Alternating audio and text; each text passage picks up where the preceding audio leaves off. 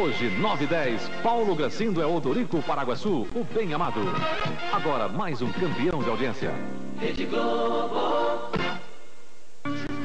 Nas Casas Bahia, câmera Yashica ME1 com visor telemétrico e trava automática. 27.580 à vista ou em 6 pagamentos iguais de 6.100, com o menor juro da cidade. Programa livre, Rede Globo São Paulo, ZYB 850.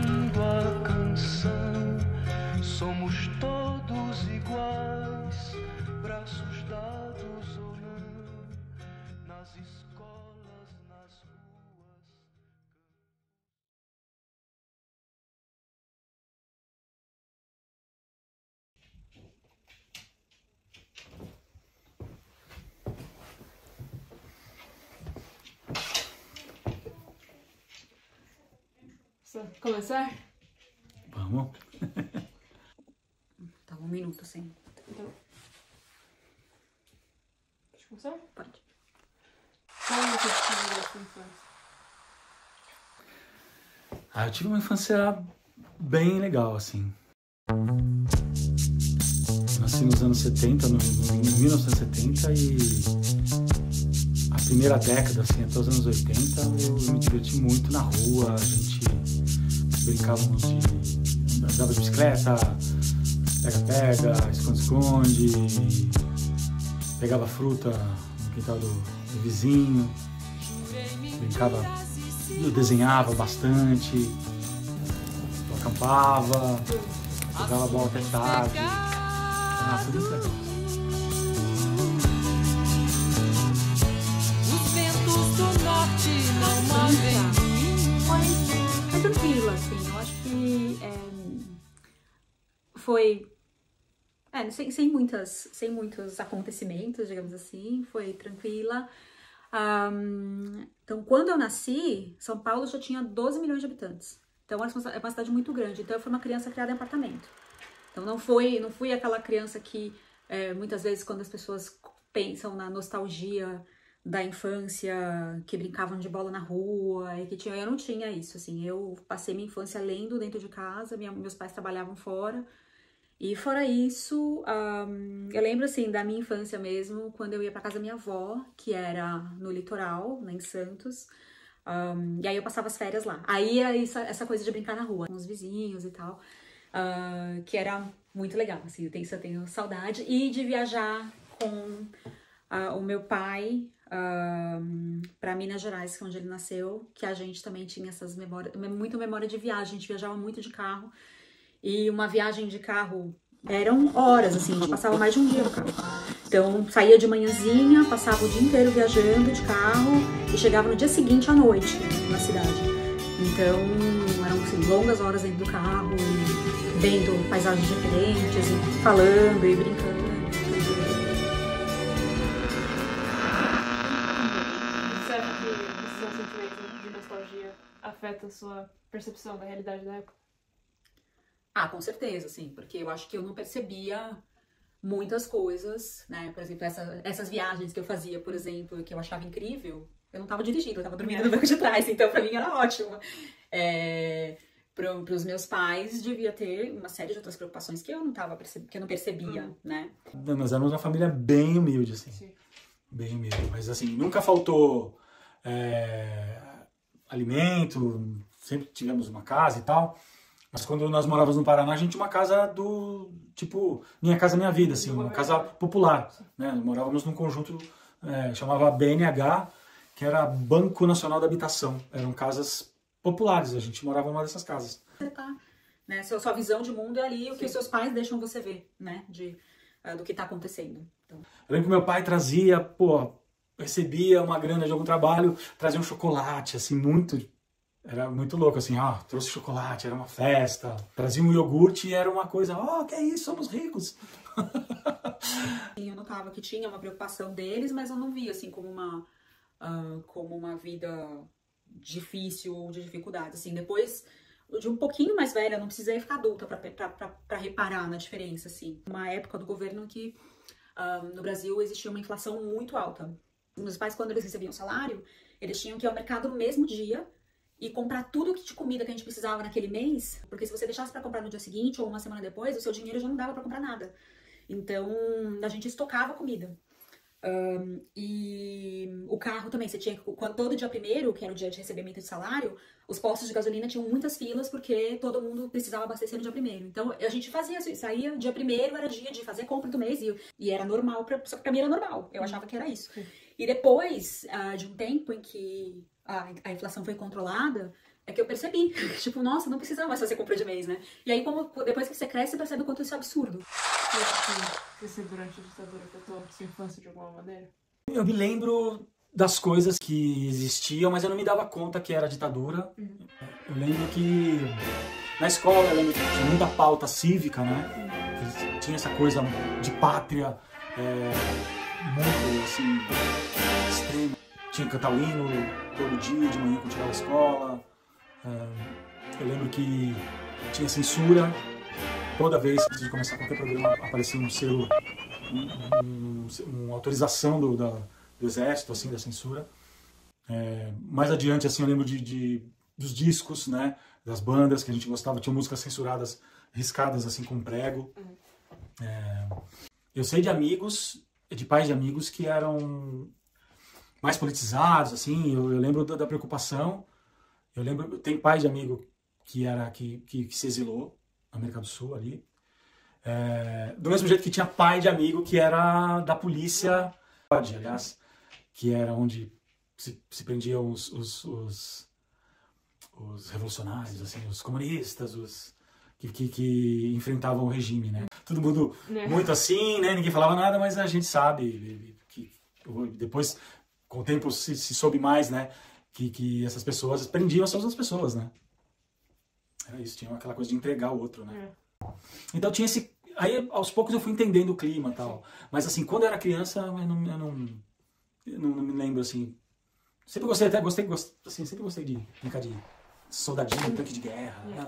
Essas coisas, assim, nessa coisa lúdica, né? Quando eu servi, não era mais ditadura, né? Eu servi em 89. Alguma tensão assim? Tinha porque, então, exatamente, o Partido dos Trabalhadores tentava a eleição presidencial, não conseguia. Então, era aquela coisa, se o Partido dos Trabalhadores tomasse o poder, o comunismo ia acontecer. Eu estava lá, com a minha mochilinha, com meu fuzil para enfrentar um povo. Ia fazer o quê com aquilo, né? O exército não sabia nem atirar, todo um bando de moleque tremendo de medo, não sabia nem o que ia acontecer. Tem muita gente que hoje...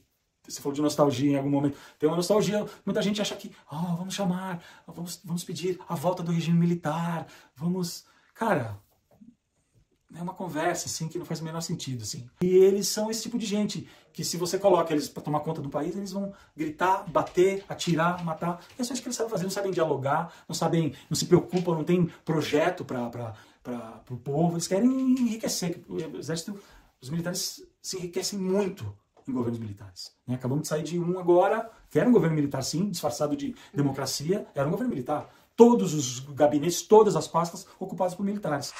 E você achava que a política era muito importante nessa época? Não, acho que eu não percebi, assim, até eu ter uns 12 anos, assim, porque também o Brasil passou por vários momentos bem turbulentos em termos de política. Eu lembro, sim, claramente quando eu tinha 5 anos, que foi quando o Tancredo Neves, que era o presidente, o primeiro presidente civil depois da ditadura, morreu. Eu lembro das pessoas, da notícia na TV e as pessoas chorando, mas eu não sabia por que aquilo era importante. Eu só sabia que alguma coisa importante tinha acontecido, mas eu não sabia por quê. E depois, quando eu tinha 11 anos, que teve a primeira eleição, depois também de um período de ditadura. Então, a primeira vez que foi um presidente eleito pelo povo.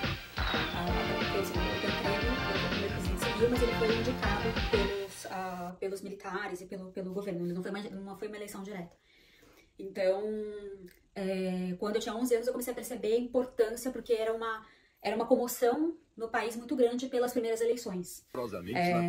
E uma polarização já grande que acontecia também, como era entre dois candidatos a presidente, que eram mais de direita, mais de esquerda, e era uma preocupação muito grande sobre o que iria acontecer depois de um período grande de ditadura, se o que aconteceria se elegesse um governo de esquerda. Então, isso assim, eu percebi, mas muito sutilmente. Hoje, olhando para trás, eu vejo por que aquilo tinha tanto poder, assim, tanta questão, assim. Mas como eu era de uma família de classe média, todo mundo na minha volta e elegeram o presidente de direita, que acabou sendo eleito, e foi horrível, foi uma mudança, aconteceu um monte de coisa, mas claramente eu percebi a mudança, assim, porque a primeira coisa que ele fez quando ele entrou no governo foi sacar a poupança de todos os cidadãos. E aí, toda a classe média que votou nele, de repente olhou e falou, ninguém tem mais dinheiro.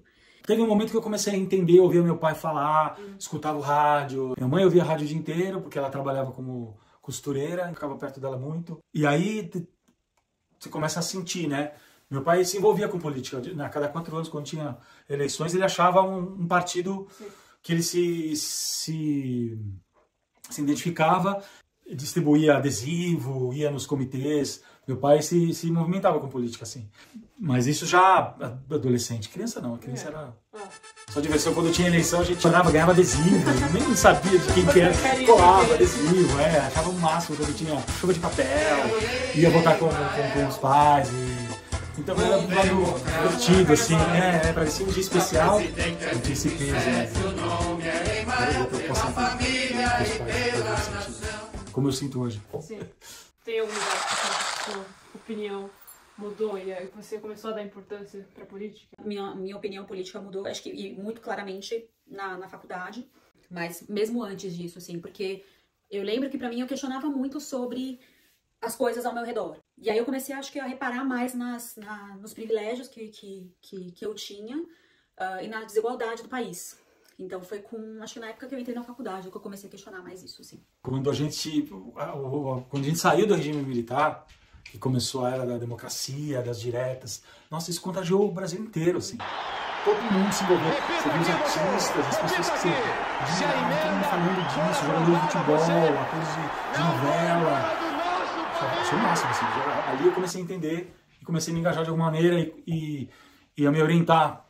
E aí foi nesse momento, assim, que o Brasil saiu da ditadura militar. Foi importante. As coisas que são importantes para você agora, você acha que são os mesmos há alguns anos atrás, quando você era uma adolescente?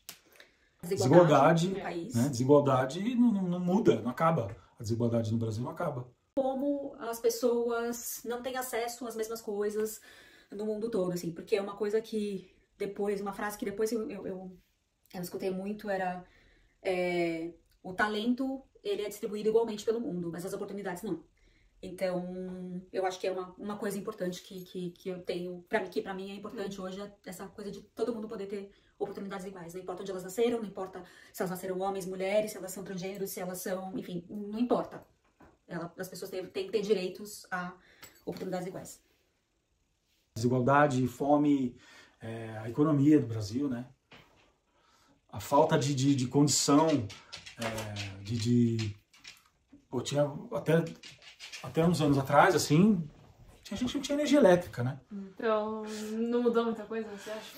Eu acho que mudou, o povo está mais representado e a partir dos governos do PT, do Lula, as coisas começaram a mudar. Ainda existem esses problemas de desigualdade, mas sim, aí você tem realmente assim uma atenção para essas pessoas quando o Lula começa a governar. Sim. A gente quase que zerou a fome no Brasil. E a gente está nesse momento no Brasil com um governo de esquerda, de novo o presidente Lula E tenho muita esperança que a gente consiga seguir, né, com um governo que se preocupe com o povo, que realmente mude a equação, né? Pelo menos deixe perto de que seja igual, né? O mais perto possível disso. Isso. Acabou, filho?